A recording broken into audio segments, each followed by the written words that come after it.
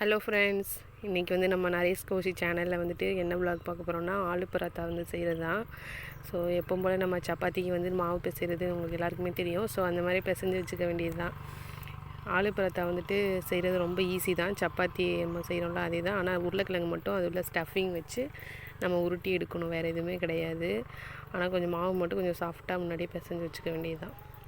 நான் இன்றைக்கி வந்து உருளைக்கிழங்கு வந்து எடுத்திருக்கேன். உருளைக்கிழங்கு வந்து ஒரு 3 உருளைக்கிழங்கு எடுத்து வேக வச்சு நல்லா பிசைஞ்சிட்டு, அதுக்கப்புறம் ஒரு 2 பெரிய வெங்காயம் இருக்குது பார்த்திங்களா, அதை வந்துட்டு நல்லா நைஸாக நறுக்கி வச்சுக்க வேண்டியதான்.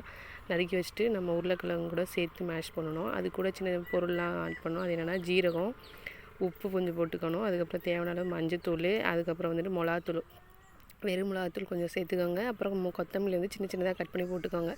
ஏன்னா ரொம்ப பெருசு பெருசாக இருந்துச்சுன்னா வந்துட்டு நல்லா இருக்காது. அதனால் ரொம்ப பொடிசாக கட் பண்ணி எல்லாத்தையும் நல்லா பிசைஞ்சு வச்சுக்க வேண்டியது தான். பிசைஞ்சு வச்சுக்கிட்டு காரம் உங்களுக்கு போதுங்கிற அளவுக்கு செக் பண்ணிக்கோங்க. உப்பும் கரெக்டாக இருக்கான்னு. அப்படி இல்லைன்னா இடையில சேர்த்துக்க வேண்டியதான், உப்பு நமக்கு பத்தலைன்னா. உருளைக்கிழங்கு பிசைஞ்சு வச்சாச்சு. அதுக்கப்புறம் நம்ம வந்து சப்பாத்தி நம்ம எப்படி போடணும் தெரியுமா, அது மாதிரி போட்டுக்க வேண்டியதான். மாவு வந்துட்டு பிசைஞ்சு வச்சது கொஞ்சோண்டு எடுத்துக்க வேண்டியது தான்.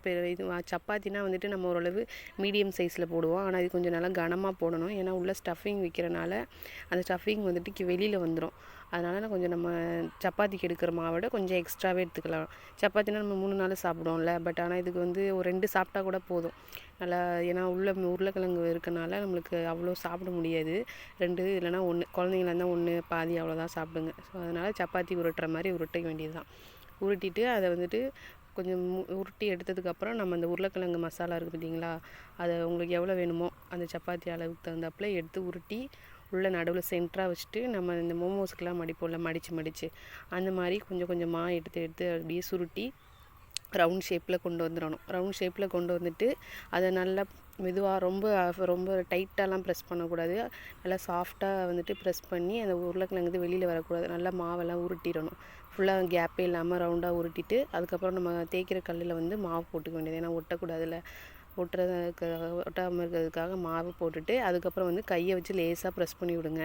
லேசாக ப்ரெஸ் பண்ணாதான் அந்த உருளைக்கிழங்கு வந்து நல்லா ஈவனாக வந்துட்டு ஸ்ப்ரெட் ஆகும். ஸோ அந்த மாதிரி இது பண்ணதுக்கப்புறம் நம்ம ரொம்ப சப்பாத்தி உருட்டின மாதிரி உருட்டக்கூடாது. கொஞ்சம் ஸ்லோவாக உருட்டி 2-3 தடவை திருப்பி போட்டு எடுத்துக்க வேண்டியதான். ஏன்னா அதுலலாம் கல்லில் ஒட்டிக்கிறோம், உருளைக்கிழங்கும் உள்ளே இருக்குல்ல, அதனால் லேசாக அப்படியே இது பண்ணி உருட்டி எடுத்துட்டோம்னா ஆலு பராத்தா வந்துட்டு இதுதான் கரெக்டான இதுவே. ஓகேங்களா.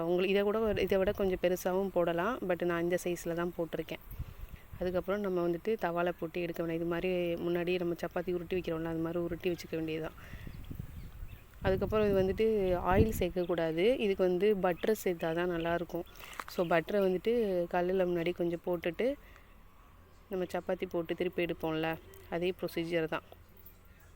பட்டர் கொஞ்சம் போட்டு 2 சைடுமே கொஞ்சம் பட்டர் போட்டுக்க வேண்டியது தான். ரொம்பலாம் வேக விட தேவையில்லை.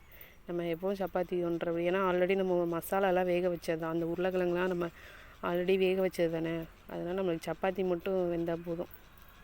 பட்ரு கொஞ்சமாக சேர்த்து இது பண்ணிக்கோங்க. ஆயில் சேர்க்குறேன்னா சேர்த்துக்கலாம், பட்டு பட்ரு சேர்த்தா கொஞ்சம் நல்லாயிருக்கும். அவ்வளோதான். ட்ரை பண்ணி பாருங்கள் ஃப்ரெண்ட்ஸ். நம்மளோட சேனல் வந்துட்டு நரேஷ் கௌஷி சேனல் வந்துட்டு எல்லோரும் சப்ஸ்கிரைப் பண்ணிடுங்க.